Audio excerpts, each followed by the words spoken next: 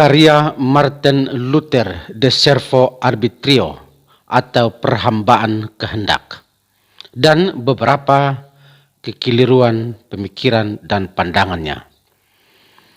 Katolik, selama-lamanya amin, selama-lamanya amin, Katolik.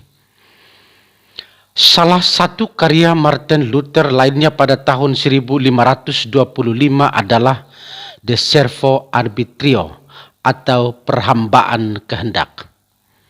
Dalam karyanya ini, Martin Luther memperlihatkan sekaligus mempertegas keretakannya dengan Desiderius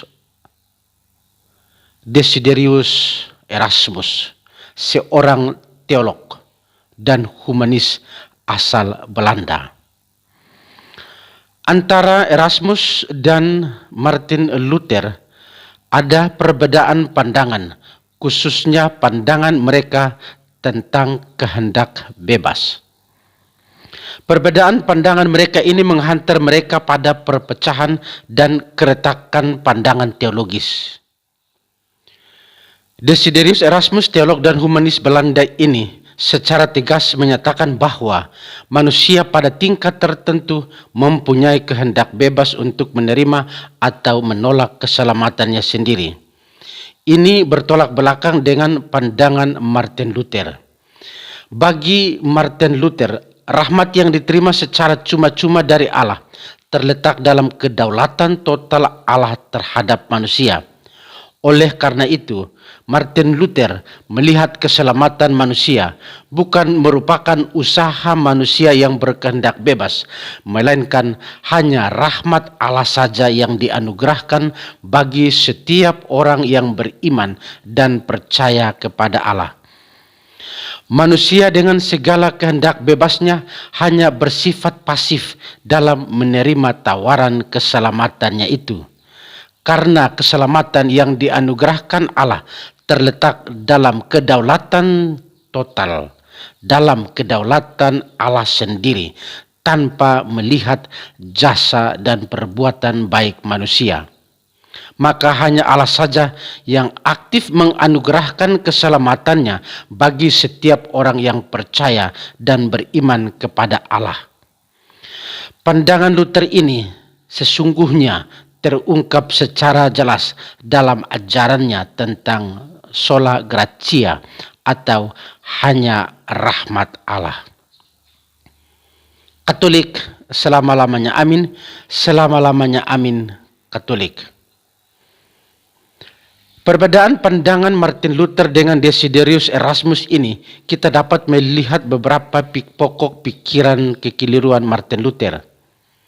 Yang pertama, skeptisisme Luther akan kehendak bebas. Luther bersikap skeptis terhadap kehendak bebas manusia. Manusia hanya membutuhkan pengampunan dari luar, yakni Allah sendiri. Kehendak bebas manusia sangat pasif dan bahkan tidak berarti apa-apa di hadapan Allah. Manusia dengan kehendak bebasnya tidak memiliki kemampuan apa-apa untuk berjuang mencapai keselamatannya sendiri. Dengan merendahkan kehendak bebas manusia, maka pandangan Luther ini melahirkan pandangan tentang predestinasi. Tanpa usaha manusia pun manusia bisa selamat. Yang kedua,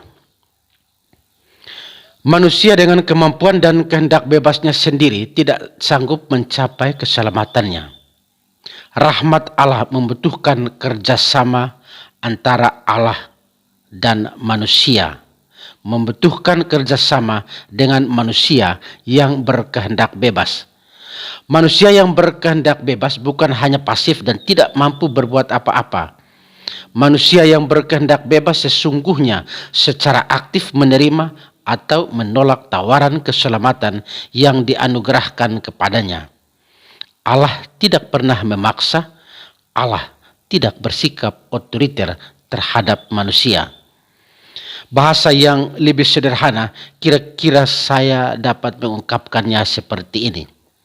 Kalau manusia menerima keselamatan, berarti ia selamat. Dan kalau manusia menolak, berarti ia tidak selamat. Titik. Yang ketiga, kehendak bebas dan tanggung jawab iman. Personalitas dan kehendak bebas sangat membantu setiap orang yang percaya untuk lebih bertanggung jawab dan berpikir kritis untuk menjawabi imannya di tengah dunia yang pluralistis ini. Setiap orang percaya dituntut untuk lebih bertanggung jawab dalam menjalankan kehendak bebasnya dalam beriman dan percaya kepada Allah. Dalam tanggung jawab dan juga di dalam kebebasan akan kehendak bebasnya yang sungguh, setiap orang percaya mampu melihat segala perubahan dan pengembangan dunia sebagai suatu bagian integral yang tidak bisa dilepas pisahkan dari penghayatan kehidupan imannya. Inilah 3 catatan kritis, 3 kekeliruan Martin Luther dalam penolakannya terhadap kehendak bebas. Katolik, selama-lamanya amin. Selama-lamanya amin. Katolik.